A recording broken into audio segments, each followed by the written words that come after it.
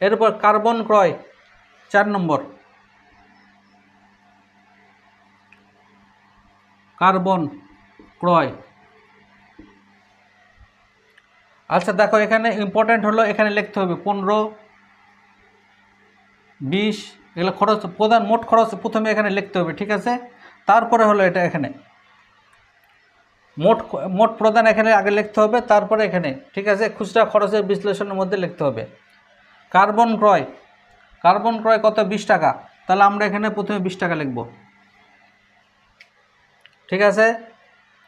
এরপরে কি কার্বন ক্রয়, কার্বনের কার মধ্যে যাবে? মণিহারের মধ্যে যাবে। টাইপরাইটার মেরামত 4 নম্বর, টাইপরাইটার মেরামত।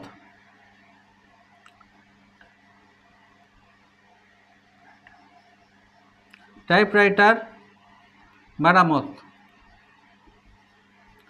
টাইপরাইটার মেরামত। তাহলে কি হলো, কত টাকা? 13 টাকা। কার মধ্যে যাবে? মেরামতের মধ্যে।